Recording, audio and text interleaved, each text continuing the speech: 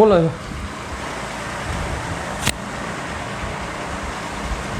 তাহলে কি কি বলছে আমাদের, কি কি হলো? আক্কেল দাঁত কাকে বলা হয়, কোন দাঁতকে?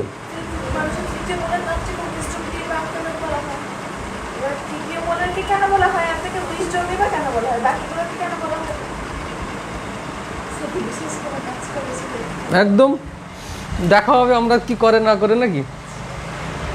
চলো আমাদের দাঁত কিরকম থাকে আগে দেখি। কটা দাঁত থাকে? মারবো ঘুষে 32টা দাঁত খুলে ফেলে দিব। বলি কি বলি না? তো 32টা কেন বলি, 33টা বলি না, 34টা বলি না? আচ্ছা এটা আমরা একটু পরে বুঝছি, আগে দাঁতের খবরটা দেন।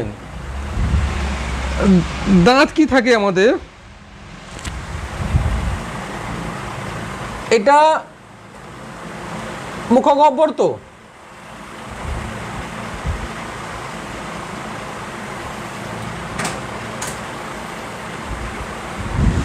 এত বড় একটা হাঁ করেছি, বুঝতে পেরেছি?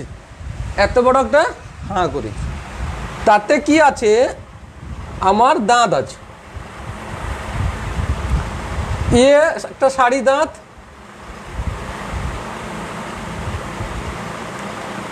একটা সারি দাঁত হয়েছে। যদি কথা মতো আমার 32টা দাঁত থাকে, তাহলে উপরে কটা দাঁত থাকবে, নিচে কটা দাঁত থাকবে?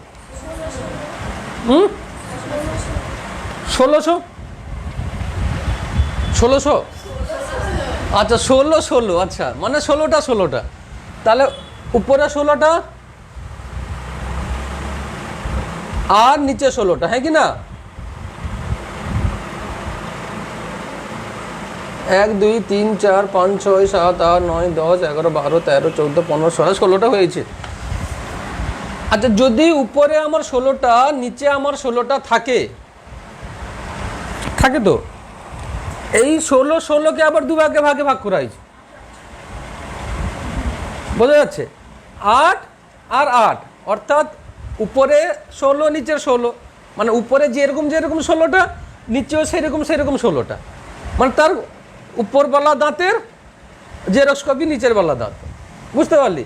এখানে এর যে দাঁতটা আছে, এর সেই দাঁতটা তার নিচে আছে, এখানে যে দাঁতটা উপরে আছে, নিচেও সেই দাঁতটা আছে। তো বোঝা গেল? আবার কি হবে না, এই 16টার মধ্যে উপরে মাঝখান থেকে এদিকে যেমন যেমন হাত থাকবে, মাঝখান থেকে এদিকেও তেমন তেমন ভাবে থাকবে। অর্থাৎ দাঁড়ালো আমার 1 2 3 4 5 6 7 8, এই 8টা 1 2 3 4 5 6 7 8, বোঝা গেল? এটা হচ্ছে মাঝখানে 1 2 3 4 5 6 7, 1 2 3 4 5 6, আচ্ছা বেশি হয়ে গেছে, 5 6 7 8। এখানেও তেমনি কি থাকবে, এটা মাঝখানে তো 1 2 3 4 5 6 7 8, বোঝা গেল এবার?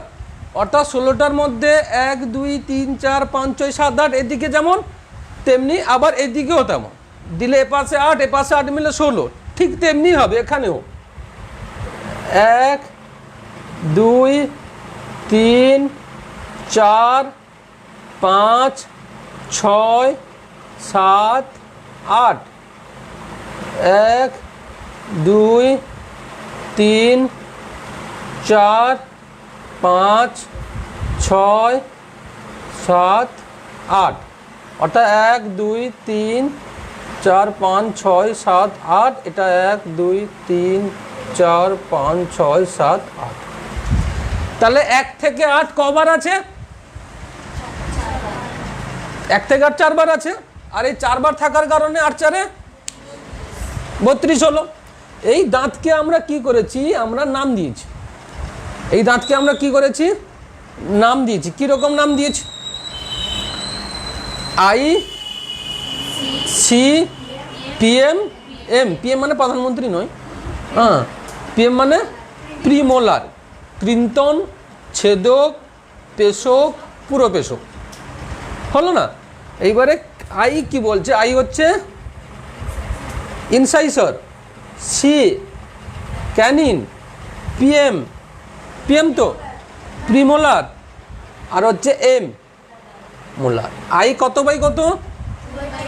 2/2, সি 1/1, পিএম 2/2, এম 3/3, 3 2 5 1 6 2 8। বোঝা গেল? এটা হচ্ছে অর্ধেক সংখ্যা দিয়েছে, অর্ধেক মানে এইটুকুর অনুপাত দিয়েছি। আই 1 2 1 2, সি 3 3, পিএম 4 5 4 5, এম 6 7 8 6 7 8, মানে অর্ধেকে দিয়েছি। তাহলে আর অর্ধেক হলে এটা হয়ে যাবে। তো এই কৃন্তন, ইনসাইসর, ক্যানিন, প্রিমোলার, মোলার। তোর কোশ্চেন কি ছিল? যে আক্কেল দাঁত কেন বলা হয় না? তার আক্কেল বয়সে দাঁত ওঠে বলে। আমার কথা বুঝতে পারলে? অর্থাৎ ধীরে ধীরে আমাদের দাঁতগুলা এই ধার থেকে ধীরে ধীরে ওঠে।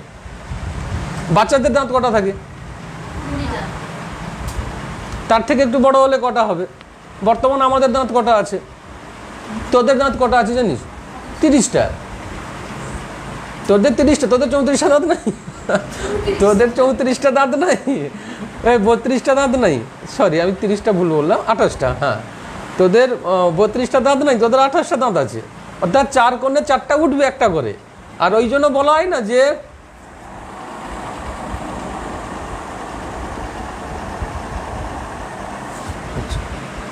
ওই জন্য কি বলা হয় যে আমাদের আক্কেল দাঁত উঠবে, আক্কেল গুড়ুম হয়ে যাবে দিলে। আক্কেল দাঁত উঠলে আক্কেল গুড়ুম হয়ে যাবে, প্রচুর ব্যথা হয়। তোদের তো ওঠেনি, যখন উঠবে তখন বুঝতে পারবি। যে আমার মাংস টাংস ফেটে টেটে বেরোচ্ছে, হ্যাঁ, এমনটা এতটাই ব্যথা হবে মনে হবে এগুলো সব মানে কি ফোড়া টোড়া হয়ে যায় না, সেরকম হয়।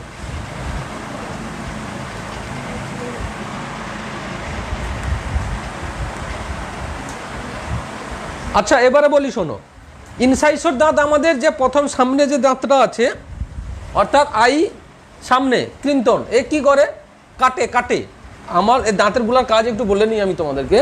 এই দাঁতগুলোর কাজ কীরকম হয় না, এ দাঁত ধরো এটা, আমি এটাকে কাটবো, কাটি তো, হ্যাঁ কি না?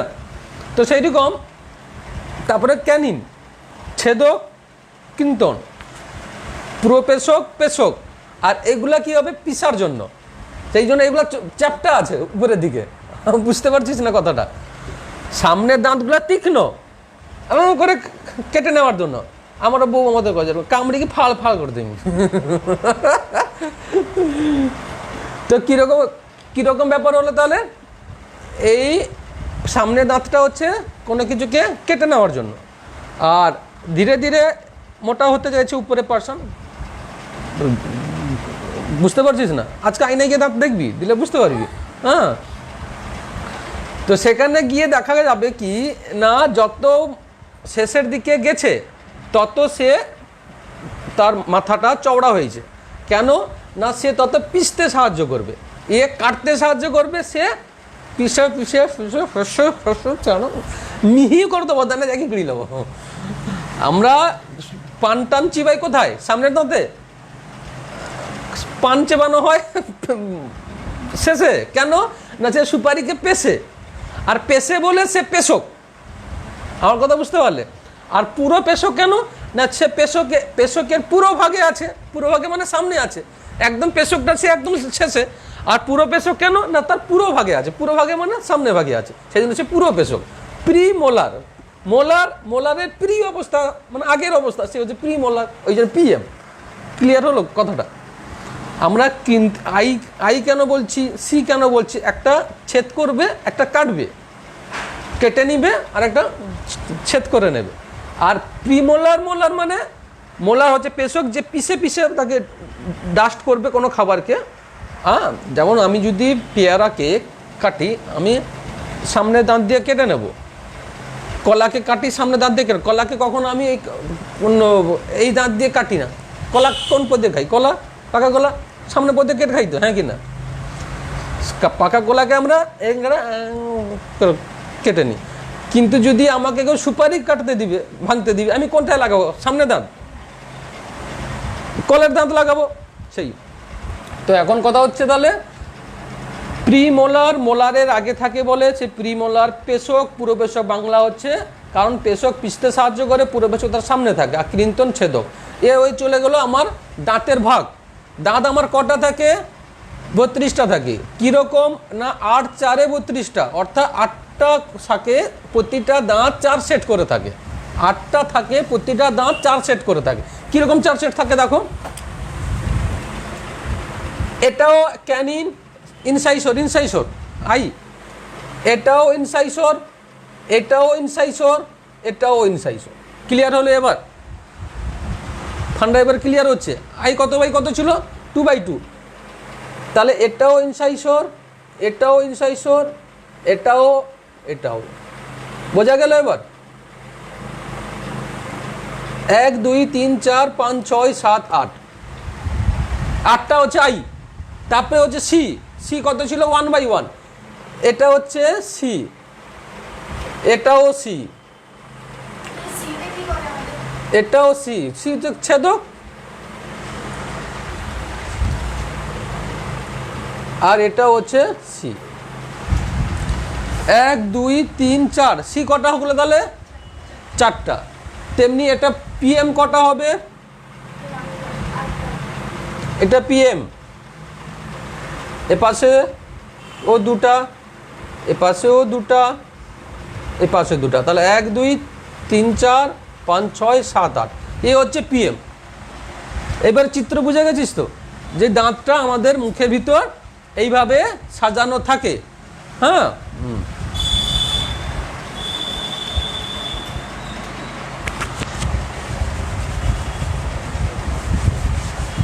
আমরা এখানে চলে আসবো এখন লালা গ্রন্থিতে। লালা গ্রন্থিতে, জিহ্বার সাতকোরক আর লালা গ্রন্থিতে চলে আসবো।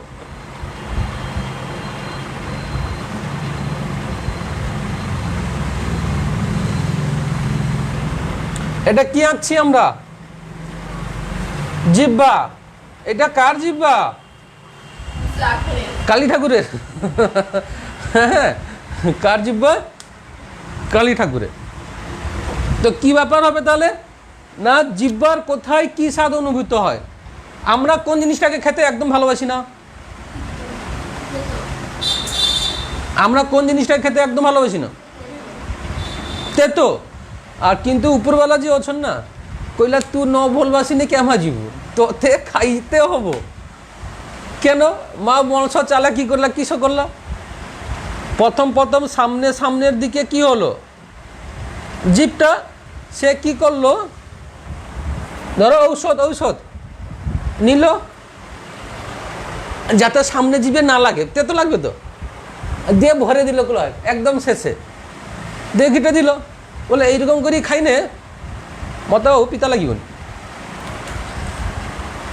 আমার কথা বুঝতে, যে আমি যদি এইরকম করে খাই তাহলে আমাকে তেতো লাগবে না। কেন? আমি তো একদম গলার সেপাশে জিভা যাতে না লাগে সেপাশে কি ঠেলেছি।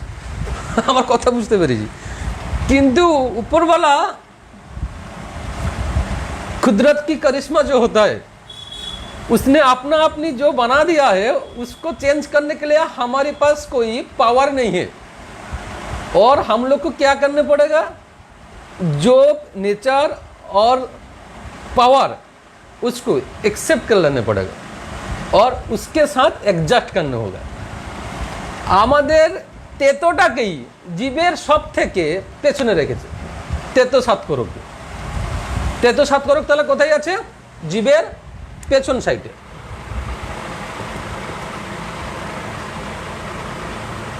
এটা হচ্ছে তেতো হলো। এইবারে সামনের দিকে কে আছে? বৃষ্টি না মিষ্টি? মিষ্টি।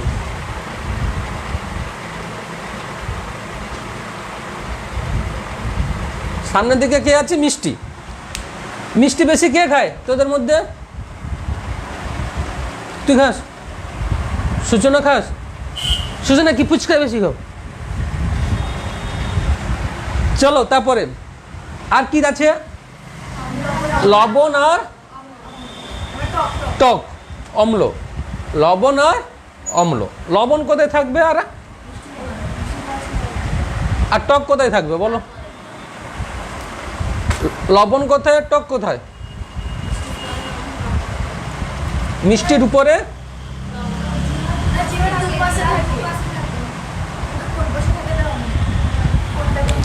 ওরা কি বলছে যে এই যে পোরশন আর এই যে পোরশন, মিষ্টির উপরে কে থাকে বললো? আর টক? বোঝা গেল এবার? হচ্ছে লবণ আর হচ্ছে টক। এইগুলা হচ্ছে স্বাদকোরক।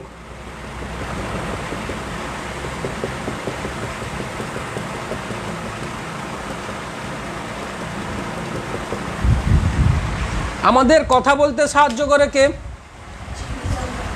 জিভ, হ্যাঁ কি না? আমাদের কথা বলতে সাহায্য করে কি? জিভ। আমাদের সবথেকে কোন অঙ্গ বেশি সঞ্চারণশীল হয়? জিহ্বা। আমাদের শরীরের মধ্যে সবথেকে কোন অঙ্গ বেশি সঞ্চারণশীল হয়? জিহ্বা হয়। অর্থাৎ জিভ তার নিজস্ব অবস্থান পরিবর্তনের মাধ্যমে কখনো দাঁত কখনো তালুকে স্পর্শ করে আমার মুখ থেকে বিভিন্ন প্রকারের শব্দ নিঃসরণ হতে সাহায্য করে। কিন্তু শব্দ তার জিভ থেকে নিঃসরণ হয় না, শব্দ নিঃসরণ হয় আমার ভোকাল কর্ড থেকে। শব্দ নিঃসরণ হয় কোথা থেকে? আমাদের ভোকাল কর্ড থেকে, হ্যাঁ কি না? সেখান থেকে শব্দ নিঃসরণ হয়। বোঝা গেল? কিন্তু জিভ কি করে? ওই যে বাতাসটা ওখান থেকে কম্পাঙ্কের মাধ্যমে উঠে আসে, যে বাতাসটা ওখানে কম্পাঙ্কের মাধ্যমে উঠে আসে, জিভটাকে বাতাসটাকে বাইপাস করায়, মানে যে ছাড়ে এপর দিয়ে এপর দিয়ে এপর দিয়ে এপর দিয়ে, ওইভাবেই আমাদের আওয়াজটা ভিন্ন ভিন্ন ডিফারেন্ট তৈরি হয়ে যায়। ওই জন্য আমরা বিভিন্ন প্রকারের শব্দে বাংলায় নাম দিয়েছি। কি শব্দ? বর্গগুলোর নাম দিয়েছি না? ও, ইয়, ন, ন, ম। এদেরকে কি বলা হয়? নাসিক্য বর্ণ। ও, ইয়, ন, ন, মকে, ন, ন, ম মানে মূর্ধন্য দন্তেন্য। ও, ইয়, ন, ন, মকে কি বলা হয়? নাসিক্য বর্ণ। কেন না? এই কটা শব্দ উচ্চারণ করতে হলে নাক দিয়ে বায়ু পাস হতে হবে। আমি নাক বন্ধ করে ও, ইয়, ন, ন, ম করে দেখি, উচ্চারণ করো, হবে না। নাক বন্ধ করে উচ্চারণ করো, ম, দন্তেন, ম। আমার কথা বুঝতে পেরেছিস? আর কি মানে দন্তবর্ণ আছে। কেন? জিভটা আমার দাঁতের কাছে গিয়ে লাগছে। যেমন আমরা যদি বলি আমাদের কটা স আছে? কটা স আছে? তিনটা স আছে। কি কি? তালবস্য, দন্তেস্য, মূর্ধন্য। তিনটা স মানে কি জানো? আমার জিভটা যে স উচ্চারণের সময় জিভটা আমার তালুতে লাগে সেটা হচ্ছে তালবস্য। যেমন আমি যদি বলি শকুন্তলা, শশা, শশা উচ্চারণ করো, তোমরা করো। শশা উচ্চারণ করতে জিভটা তালুতেই লাগছে। শকুন্তলা উচ্চারণ করো, শকুন্তলা উচ্চারণ করতে জিভটা তালুতে লাগছে। আমি যদি বলি সাইকেল, সাইকেলে উচ্চারণ করো, তাহলে জিভটা এসে দাঁতে লাগছে। তুমি সাইকেলটা জিভটা দাঁতে না লাগিয়ে উচ্চারণ করো, সাইকেল। বুঝতে পারলি? এবার তুই যদি বলিস যে আমি এইটা মানে এই সাইকেলটাকে উচ্চারণ করব, জিভটাকে দাঁতে লাগিয়ে না, জিভটাকে তালুতে লাগিয়ে উচ্চারণ করো, সাইকেল। তখন একটু স্টাইল বেড়ে যাবে। তখন একটু কি হয়ে যাবে? স্টাইল বেড়ে যাবে। হ্যাঁ, শহরের ছেলেমেয়েরা হয়তো আমার যে কাছে একটু চালিয়ে যাবেন, চলে যাওয়া ভালো লাগে না জানিস, তুই একটু কালকে চলে আসবি তো, হ্যাঁ আমাকে একটু ফোন করে নিবি জানিস। তো যাই হোক, তোরা যখন কলেজে যাবি, শহরে যাবি, হ্যাঁ, যে ভ্যাকবতী মেঘা সাঁতার মিশিব তাই মুচি পারিব, হয়েছে। আর বেশিরভাগ তো মেয়েরাই বেশি ভ্যাক দেখায়, মানে শহরের, মানে গ্রামের নয়, শহরের। আর যদি লুয়া জামা পরে গিয়ে আইসি গানে, তাহলে সেটা মানে 10 মিনিটও তো ছয়বার গানে তো আগে দেখলে জীব আসবে জামা দেখানোর জন্য। কিরকম কিরকম ঘটনা ঘটে আমি একটু বলি, শোন, তোদের একটু মজা এসে যাবে। ধরো মেলা গেছিস, তোরা গেছিস তো, মেলা গিয়ে ধরো দীপালি কী করেছে, ভালো একটা জামা পরেছে, তনুশ্রী ছিল, তনুশ্রী জামাটাকে দেখেছে, হাই দীপালি তোর জামাকে অনেক সুন্দর লাগছে রে, কোথা থেকে আনলি রে? তো তারপরে দীপালির অ্যাকশন, মা মতে ভাল কইছে, মতে জামা ভাল লাগুছে। তারপরে সে সরাসরি, আর দ্বিতীয় প্রশ্ন কি বলতো, কোথা থেকে আনলি রে? দ্বিতীয় প্রশ্ন কেতে লিখছি রে? দ্বিতীয় প্রশ্ন হচ্ছে কেতে লিখছি রে? তারপরে একটু জামাটা হাতে ফাতে গিয়ে দেখবে, নিজে একটু পাশে দাঁড়িয়ে তা কেমন লাগবে একটু দেখেও নিবে, বুঝতে পারলে? তারপরে এতগুলা যেতବେଳେ ହେଇଯିବ ସେତେବେଳେ ଦୀପାଲିର ଭାଉ ବାড়িଆଲା, ତାକୁ ସମସ୍ତେ ଭଲ କହୁଛି ନା ଭଲ ଲାଗୁଛି, ତାର ଆবার ଆଟିଚ୍ୟୁଡ୍ ଏବେ শুরু ହେଇଗଲା। ସିଏ ଯେ ଜଣେ ବାନ୍ଧବୀ ଭଲ କହିଥିଲା, ସେ আর চারটে বান্ধবীকে খুঁজিব, তা আগে দীপালি ଯିବେ ଆସିବେ, তাহলে তেমনি যাতে ভাল কই তাকে। যাই হোক, ছাড়ো। তো এখন হচ্ছে আমাদের লালাগ্রন্থিতে পড়বো। আমাদের মুখগহ্বরে কটা লালাগ্রন্থি থাকে?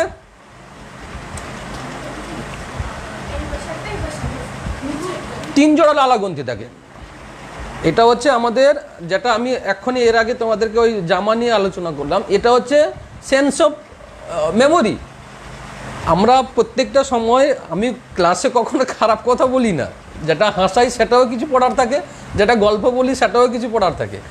আমি যখনই বললাম যে একটা জিনিসকে দেখার সঙ্গে সঙ্গে আমার অ্যাটিটিউড হলো প্রথম, কোথা থেকে এনেছিস রে, কত দাম নিয়েছে রে, এ সঙ্গে সঙ্গে তোর মাথা কনসাস মাইন্ড ল অফ অ্যাট্রাকশানে গিয়ে পড়ে গেল। কিসে পড়ে গেল? ল অফ অ্যাট্রাকশানে পড়ে গেল। ল অফ অ্যাট্রাকশনের প্রবক্তা হচ্ছেন রোন্ডা বাইন্স। একটা বই আছে দ্য সিক্রেট বলে, একটা বই আছে রোন্ডা বাইন্সের দ্য সিক্রেট, ফরেন কথা। ল অফ অ্যাট্রাকশানে কি বলছে না, আমি আকর্ষণ, ল অফ অ্যাট্রাকশন মানে আকর্ষণ নীতি। তার মূল মধ্য কথা হচ্ছে, আমি কোনো জিনিসকে যদি একাগ্রতার সহিত, যাকে হিন্দিতে বলে সচ্চি ভাব ও लगन से এবং दिल से, जो आप का जो कॉन्शियस माइंड है उसको थिंक करता है। ধরো আমি একাগ্রতার সহিত, মন দিয়ে, স্বচ্ছতার সহিত আমার কনসাস মাইন্ডে, মানে চেতন মনে আমি তাকে চিন্তা করছি, তার ছবি নিচ্ছি, তার ঘটনা কি হচ্ছে অনুভব করছি। মনে করো তুমি মনে করছো আমি একজন বিএসসি নার্সিং হব, আমার কথা বুঝতে পারছো? আর এটাকে তুমি কি করো, সবসময় রাত্রে বসে বা একা থাকার সময় নিজে যে বিএসসি নার্সিং বা নার্স হয়েছো তার প্রতিরূপ কল্পনা করতে থাকো নিজে নিজে, যে আমি এই নার্সিং হয়ে গেছি, এই আমার থেটোস্কোপ আছে, এই আছে, তাহলে আমি বড় হসপিটালে আছি, অমুক রোগী দেখছি, সেবা করছি, অমুক, এই যে কল্পনার জগৎটাকে, আমার কথা বুঝতে পারছি? এটাকে যদি তুমি সত্যি সত্যি করতে থাকো, আর এ একদিন ল অফ অ্যাট্রাকশন বলছে, এ একদম সত্যি হয়ে দাঁড়িয়ে যায়। আমার কথা বুঝতে পেরেছি? ল অফ অ্যাট্রাকশনের নীতি বলছে এ একদিন সত্যি হয়ে দাঁড়িয়ে যায়। কারণ কি না, এই চেতন মনের এই ভাবনাকে তুমি যখন মন দিয়ে একাগ্রতার সহিত তার পরিকল্পনা, তার ছবি, সে স্বপ্ন দেখা শুরু করেছো, আমার কথা বুঝতে পেরেছো? তাই এই ভাবনা কনসাস মাইন্ডকে, চেতন মন কি করবে, তোমার সাবকনসিয়াস মাইন্ডকে ইনফরমেশন থ্রো করবে, অবচেতন মস্তিষ্কে তার ইনফরমেশন থ্রো করে দিবে।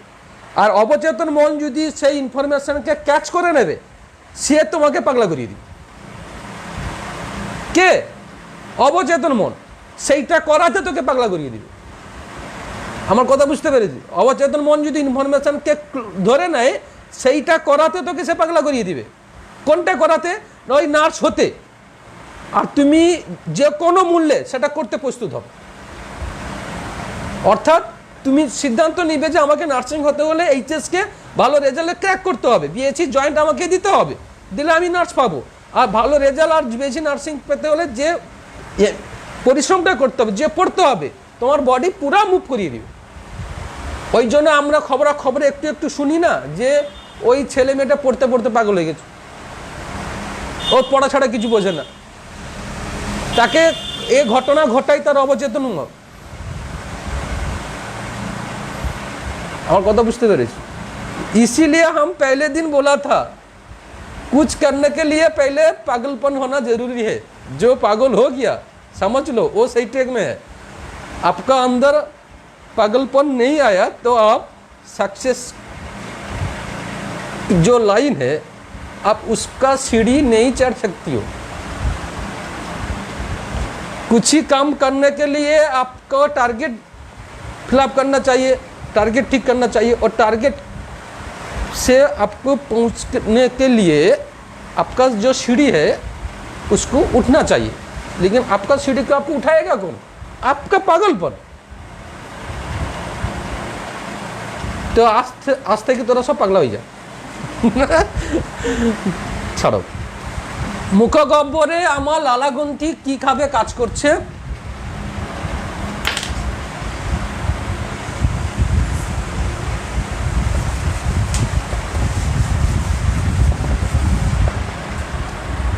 কটা কটা লালাগ্রন্থি থাকে? 3 জোড়া লালাগ্রন্থি। কি কি লালাগ্রন্থি থাকে?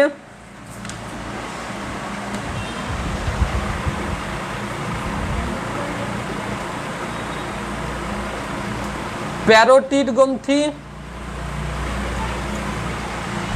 আর সাবম্যাক্সিলারি গ্রন্থি বা সাবম্যান্ডিবুলার গ্রন্থি আর সাবলিঙ্গুয়াল গ্রন্থি। সাবম্যান্ডিবুলার বা আর একটা হচ্ছে সাবলিঙ্গুয়াল।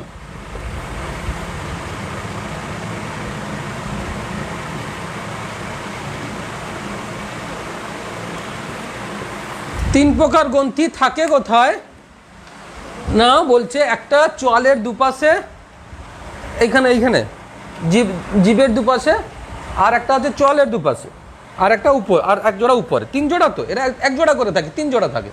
3 জোড়া কোথায় কোথায় থাকে বলছে? চোয়ালের নিচের দিকে থাকে কি সাবম্যাক্সিলারি গ্রন্থি, আর মুখমণ্ডলের এক পাশে প্রতিটি কর্ণের সামান্য নিচে থাকে 2টি প্যারোটিড গ্রন্থি, মানে কানের নিচে, কানের গোড়ায়। কানের গোড়ায় কে থাকে? এইখানে, এখানে, এখানে, এখানে কে থাকে? এর থেকে বেশি দেখাতে পারবো না, তাহলে আমাকে অপারেশন করে এটা কেটে দেখাতে হবে, আমি মরে যাবো না হলে আবার। তোরা কি চাস আমার প্রাণটা চলে যাক? আমি লঙ্কেশ্বর রাবণ হয়ে যাবো তাহলে। চলো, কি কি বললাম তাহলে?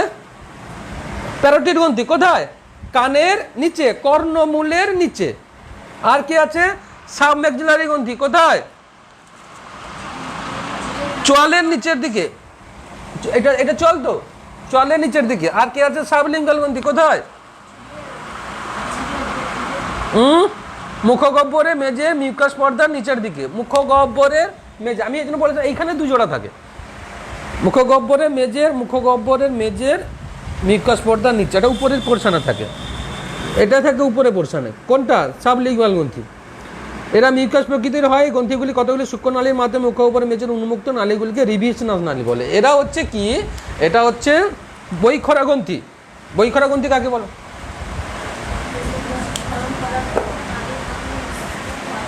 বৈখরা গ্রন্থি কাকে বলে?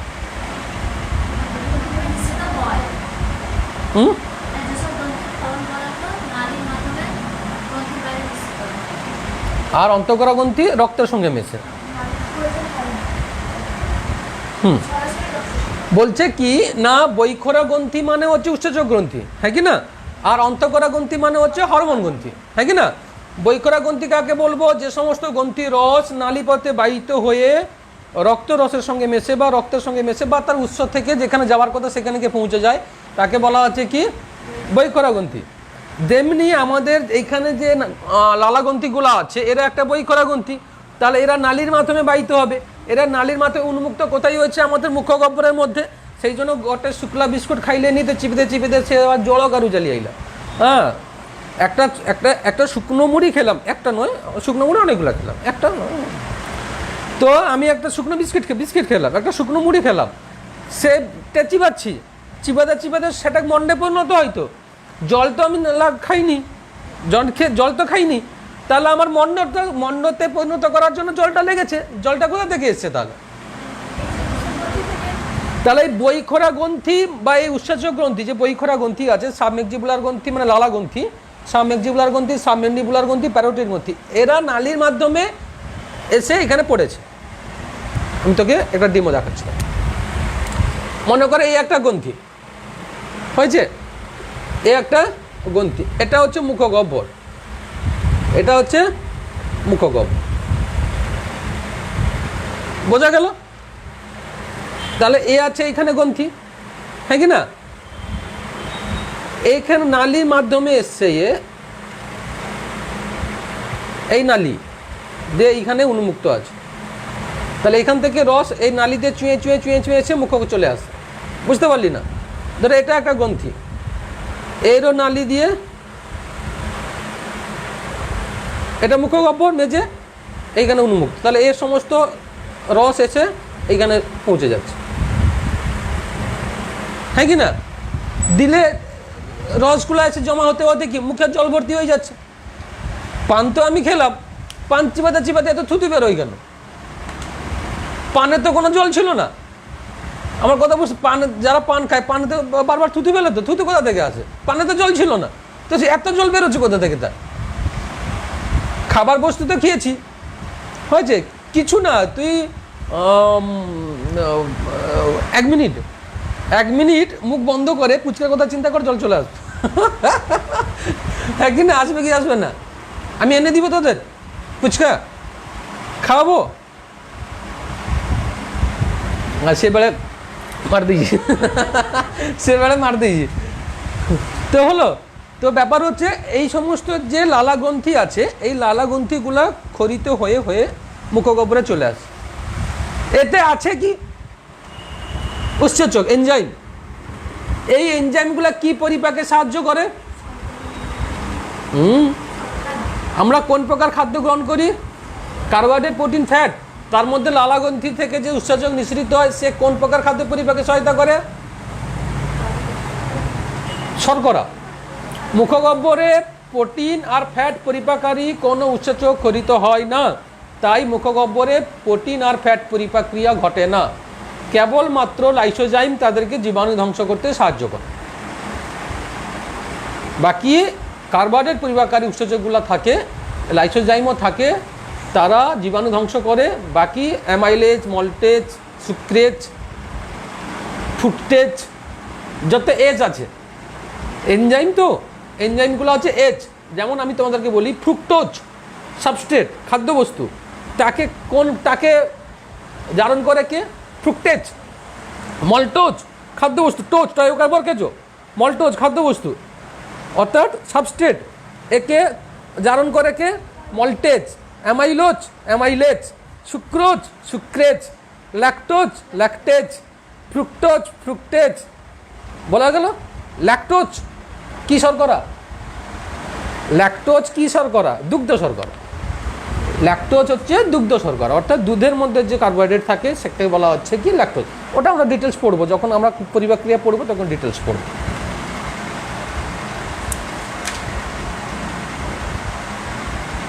তাহলে আমাদের লালাগ্রন্থি 3 রকম লালাগ্রন্থি থাকে, তারা এইভাবে কাজ করে মুখগহ্বরে চলে এলো, হ্যাঁ কি না? আর কি বলবো, এটা তোরা ভিডিও দেখেছিলিস? হ্যাঁ কি না?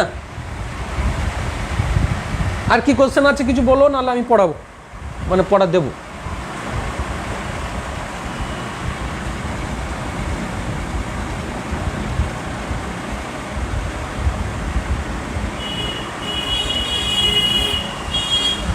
হচ্ছে